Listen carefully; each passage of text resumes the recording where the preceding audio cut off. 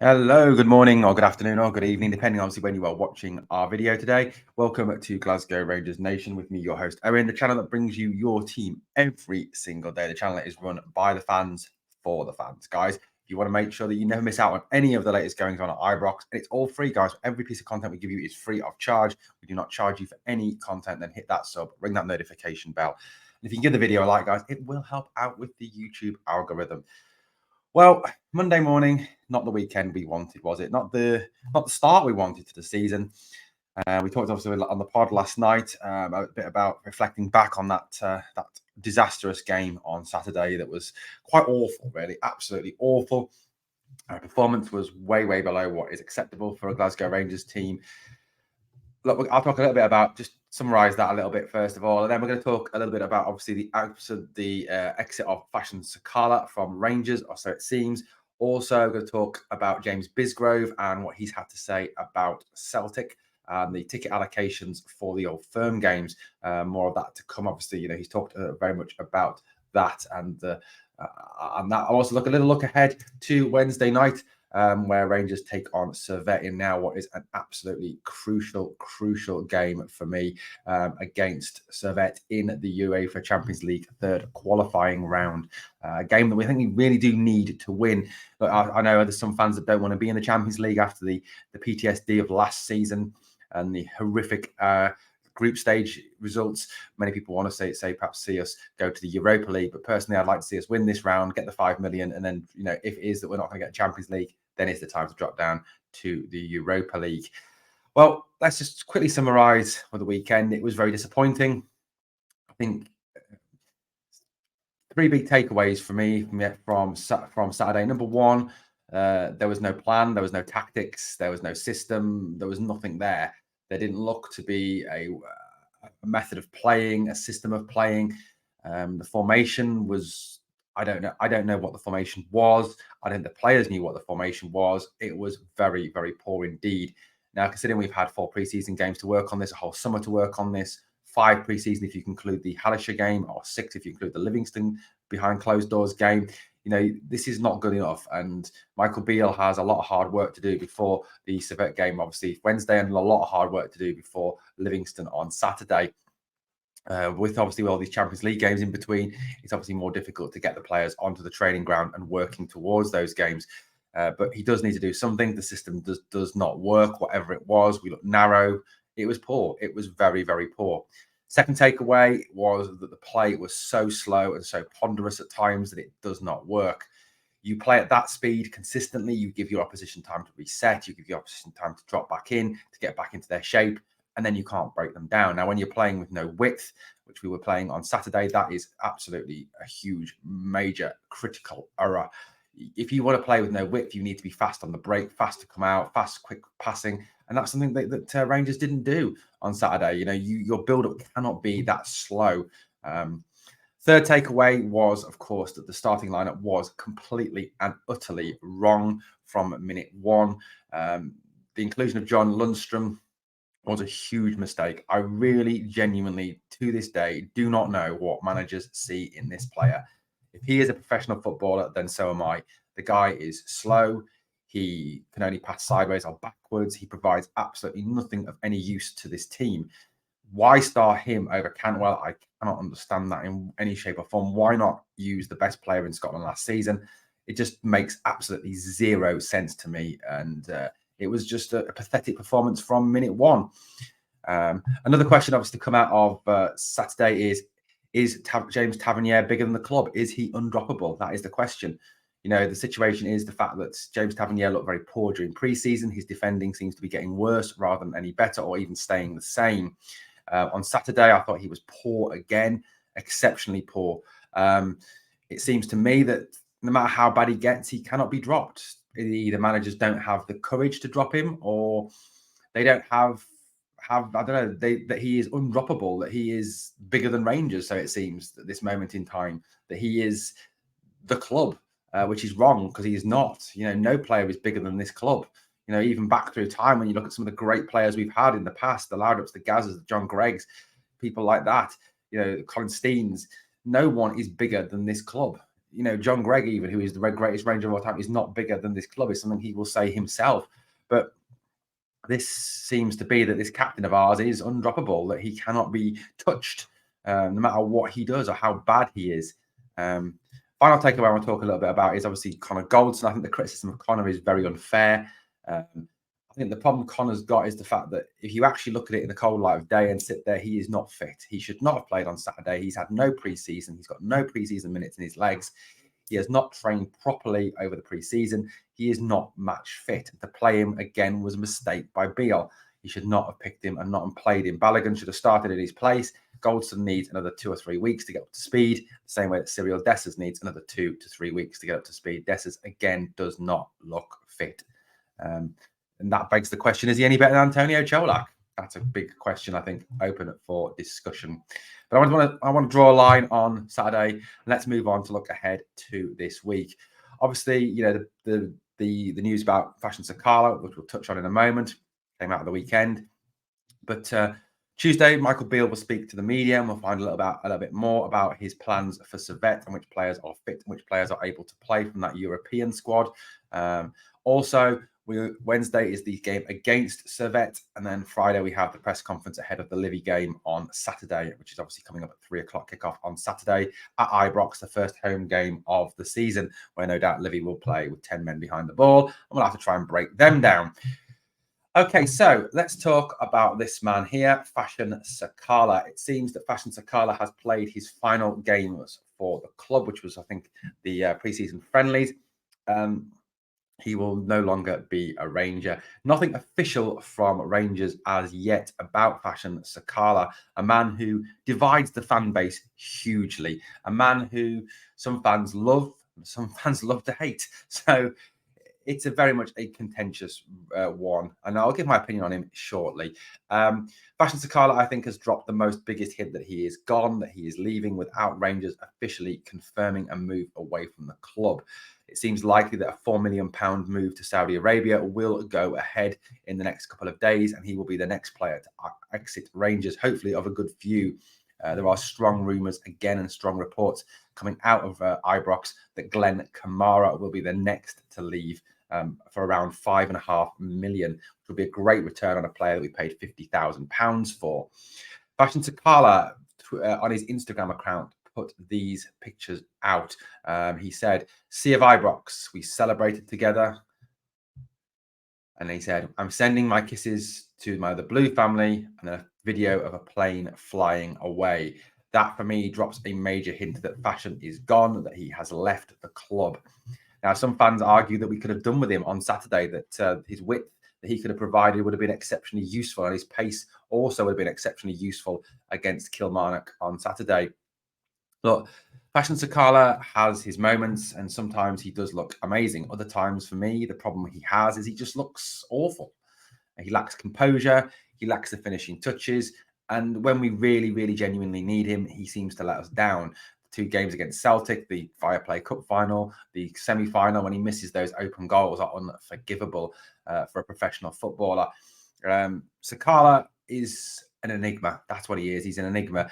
I don't think that Sakala is a player you can rely on to help you win a league. I don't think he's a player that you can really rely on anytime. You don't know what you're going to get. Even if you put him on with 20 minutes to go, half an hour to go, you genuinely do not know what you are putting onto the pitch. You could get a player who goes out there, scores a couple of goals, sets up a goal.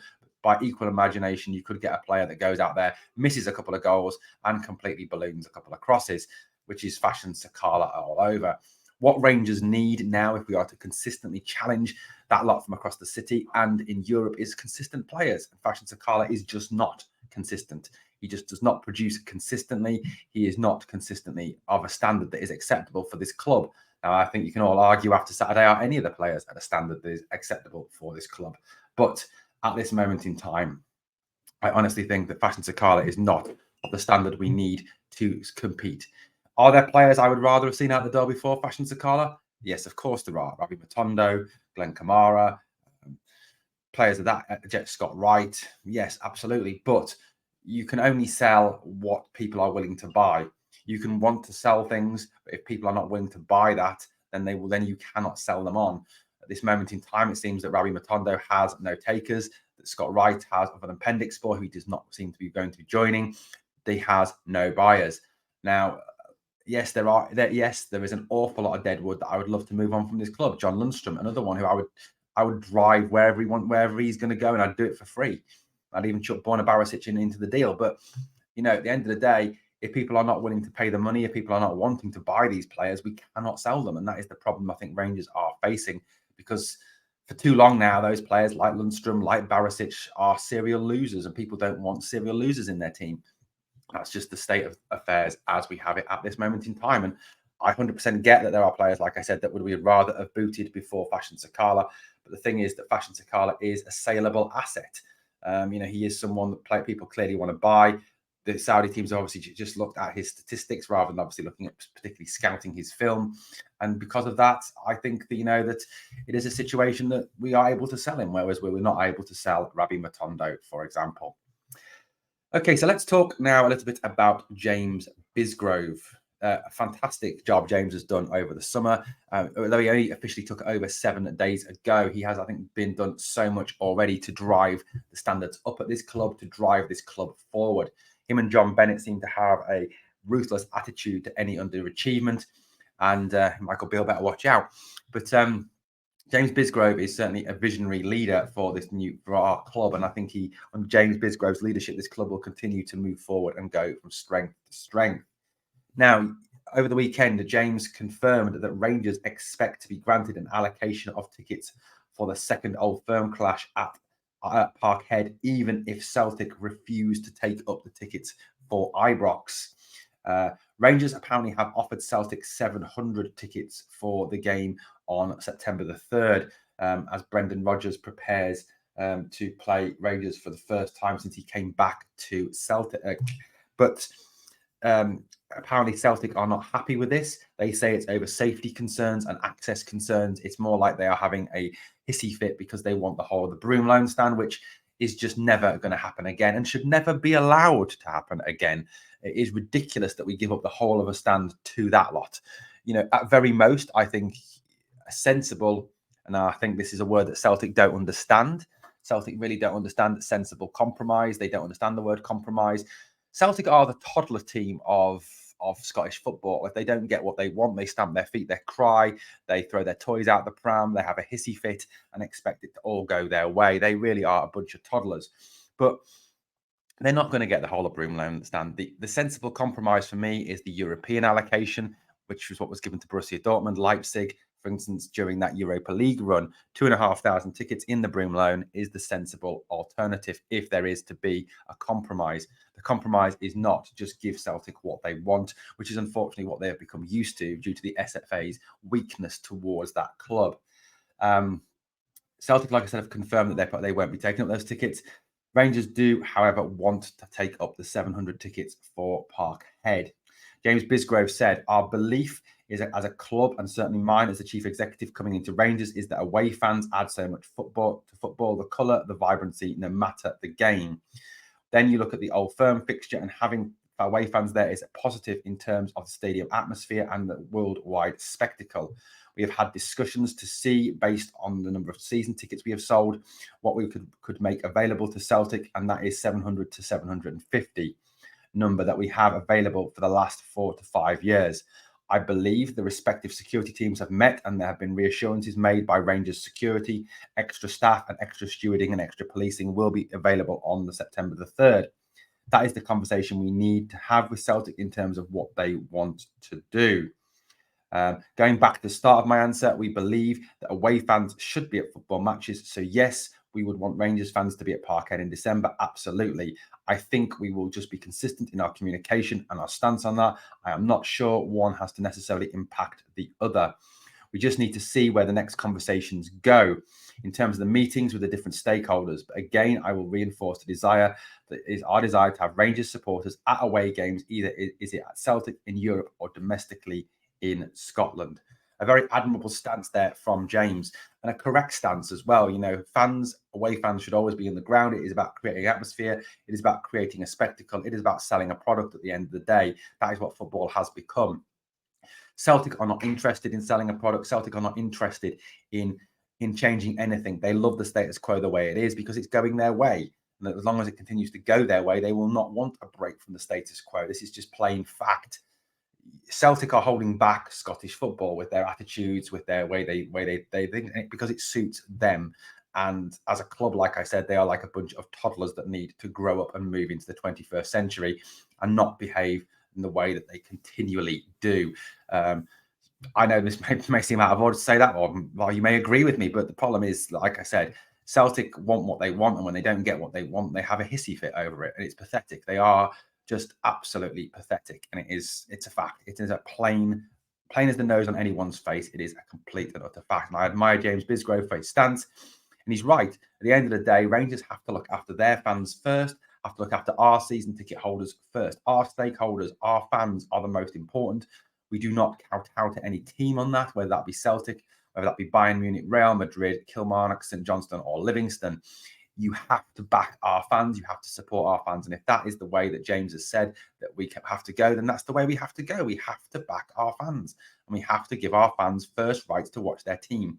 And the sooner that lot from across the city move into the 21st century and accept that the world does not revolve around them, and they are not as important as they think they are, then that is the only way that this impasse will move on, and we will be able to overcome this problem that we currently have over ticketing for the Old Firm game. Okay, finally this morning, Michael Beale. Now, Michael Beale has come under some pressure after only one game of this season. Some people think this may be a hideous overreaction to the problem. Some people think that it's typical Rangers fans wanting the world on a stick before the season's even begun. Chris Boyd spoke about the fact that he is under pressure. Now, look, I'm going to sort of clarify, I think, what this whole thing is. At the end of the day, yes, he is under pressure. Any Rangers manager is under pressure. Walter Smith was under pressure. Dick Advocaat was under pressure. Every manager is under pressure to some degree with this team. The moment you sign on as Rangers manager, you are under pressure. You're under pressure to produce good football. You're under pressure to produce, above all, trophies. There is an expectancy at the club from our fans, and rightly so, that this club should be dominant in Scotland and represent well in Europe. If you do not do that, you come under pressure. That is not saying that Michael Beale should be sacked. That is not saying that we should move on from him. That is not saying that we should have a revolving door on the manager's office. What it is saying is that he is under pressure, the same way that any Rangers manager, whether it be Michael Beale, whether it be Stephen Gerrard, Gio Van Bronckhorst, Dick Advocaat, Walter Smith, Graham Souness, John Gregg, whoever it was, Scott Simon, you've got a situation where you are always, as a Rangers manager, under pressure to produce. Second is not acceptable. Losing is not acceptable. Drawing is not acceptable. As a Rangers manager, you are expected to win and to win trophies. If you do not deliver on that, then you become automatically under pressure. So, look, Beale is under pressure. He is under pressure from minute one. He's under even more pressure now because of the fact that this is his team. These are his players. This is his squad. The board have bought into his vision. The board have fully backed him. James Bisgrove, John Bennett cannot be blamed for anything now. It is down to Beale to produce on the field. And one thing we need to see against Servette on Wednesday is a system, a set of tactics, and a starting lineup that works. Personally, I do not want to see John Lundstrom anywhere near the team on Wednesday. If we do, we might as well concede the game. The guy is that bad. Personally, this is the team I would choose if everyone is fit. I would have Jack Butland in goal, which I've forgotten to put on the graphic. Sterling, Suter, Balogun, and Ridvan. Even though I'm a fan of Connor, I would not start Connor. He is not match fit. I would start Sterling over Tav because we need to be defensively solid. Sterling is a natural defender. Tavernier is not a defender. Ridvan has to start because he offers more going forward. He offers more defensively than the hopeless Borna Barisic. Midfield, I would have Raskin, Dowell, and Cifuentes. I just think that brings balance and attacking potential there to get at to Servette. They will sit back. They will defend. They will frustrate. That's what they will do in the home leg. Ryan Jack, I would use in the away leg. Cantwell has to be given that free role behind the strikers to go and influence, to find the space. That's what Cantwell does. He finds space. He creates opportunities. That's how we need to use him on Wednesday. Up front, I think it's Danilo and Lammers. I would not start Cyril Dessers. The guy is not fit. He's 2 to 3 weeks away from being match fit. Danilo is match fit. Roof can't be played, obviously, because he is not in the European squad. So therefore, it has to be Sam Lammers alongside him. Abdallah Sima can come off the bench and provide some impact. It could also be a change of tactics where Sima could be used wide to give a bit of width to the attack if plan A is not working. Because like I said, there was no plan A or plan B on Saturday. That's my lineup. Anyway, let me know what you think in the comments below of that lineup. Well, guys, let's call that a video for today. Thank you so much for watching. Please remember to hit that sub, ring that notification bell. And as always, I always need you to do two things. I mean, number one, smash that like. And number two, remember, we are the people.